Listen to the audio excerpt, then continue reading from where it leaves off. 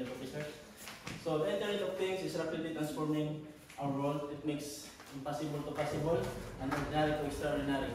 It's very important that everyone has the opportunity to benefit this technology and makes no one left behind. So, my dear professors and everyone, let me present to you my study on a customized, a code-free dual module application for customized Internet of Things. This is a new innovation that makes IoT technology more accessible and adaptable to everyone. So, this is the sequence of my presentation according to this outline. And the Internet of Things connects everything in a diverse communication protocol and sharing real-time data can even perform tasks independently without human intervention.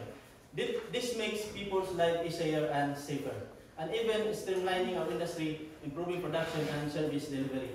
And Internet of Things is everywhere and anywhere, bringing big benefits to human. And this inspired me to undergo this research, how to make this technology more accessible, especially in the Philippines. So, despite of its benefits, this technology faces many challenges. And in Philippines, the technical complexity, especially in programming and no internet connectivity, hinders the adoption of this technology. So many Filipinos, even they are interested in IoT, but they don't have this skills about the programming. So this limits their ability to leverage IoT for local needs. So the survey results and the literature review I conducted confirmed this problem. So the aim of this research is to address these challenges is by developing a web application that does not require programming, not complex user interface, to create and customize Internet of Things that also works online and offline. And this research is guided with these questions. So, if this study will be successful, it can create a new skill in TISDA. This is where I currently connected.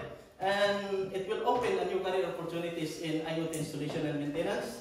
It will localize IoT solutions, and the data we gather can be used for future research and development. So, existing research shows a significant barrier in IoT adoption in developing countries. I reviewed literature and searched existing technologies that can be utilized to achieve our goal in addressing this problem. So, also, based on my exploration and experience in using most of the existing platforms, I found out that most of these platforms still requires programming with complex user interface, online access only, and not progressive web apps. They are open and accessible for non-technical users and not suitable for areas with no internet connectivity. So, because of this, I'm proposing a system that does not require programming, not complex user interface, and a progressive web apps. Unlike existing platform, this platform does not require coding and also function both online and offline. So to achieve this study, first I need to develop an IoT hardware in order to test our web application, and then develop a firmware in order for our hardware to work, and also a web application in order to manage and create our IoT devices. And then after that, we will integrate the system and make sure that everything works as expected. And after that, we will deploy it online to make it accessible anywhere. And if we are successful, we will invite users to test and experience our system and provide the feedback. Okay, so I will give you the overview of the dual mode concept. Actually, it is focused on the connection between IoT device and the users. For online mode, the users and IoT devices connected to our web application via wide area network. And for offline mode, the IoT devices and the users connected via local area network. This is not required internet connection. And this addresses the challenge in unreliable or no internet access, enabling users to operate their IoT even as in offline mode. So, in online setup, the web server, MQTT API has been used, and in offline, the microcontroller will be act as a web server. So, in the hardware side, the microcontroller is the center of everything, act as brain. Sensors, actuators, display is connected to the microcontroller GPIO. So, this is our schematic diagram for our hardware and a 3D presentation for our assembled PCB. So, for our firmware design, we will embed necessary libraries and headers to create user interface and compile the code using Arduino NDA. And then the compiled code we will transfer to our web application, readily available to flash or install to our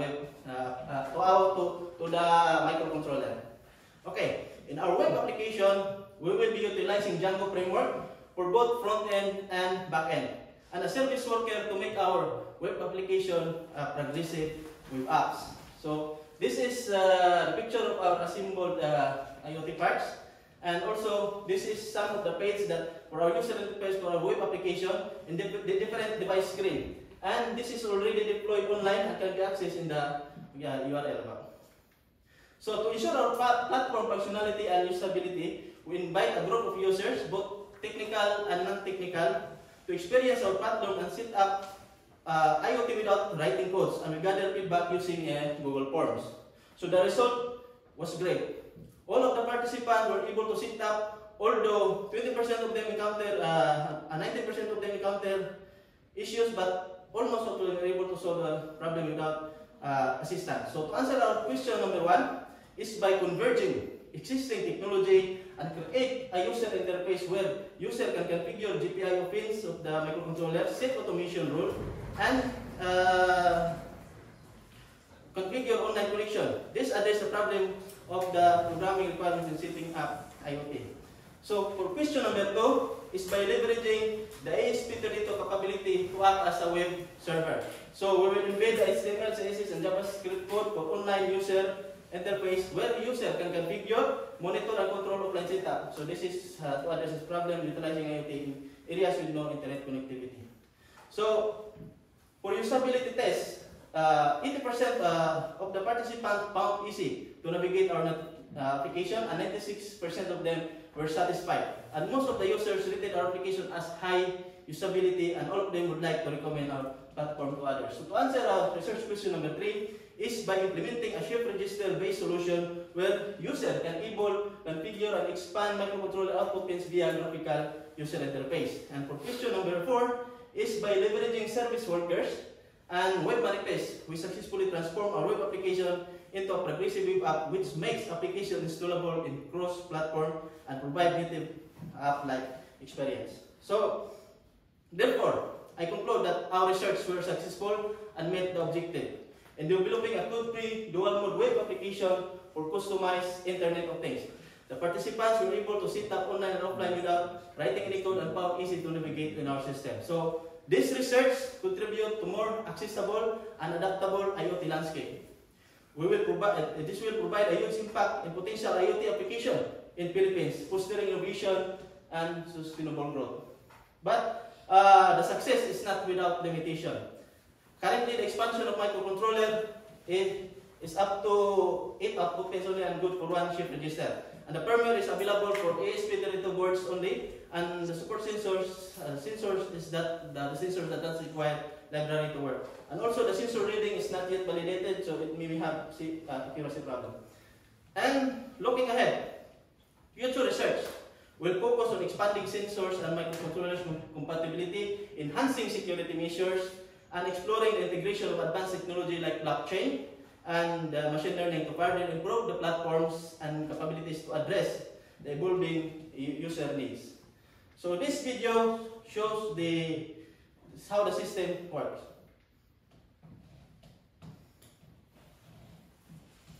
So start with the user, create an IoT circuit, a symbol, and then connect the ASP32 to the computer, and then go to our web application. This one is can install, okay. And then log in, and then go to the firmware page where user can flash or install the firmware via web page. This is the firmware that we develop and compile.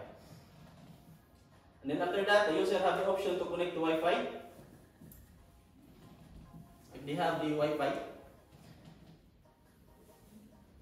And then visit the device. This is for offline. This is for offline user interface where the user can, first we will configure it offline. So this one, using the user interface, users will configure GPIO. And then set automation if they want to make it automate tasks for automation. And then we will try.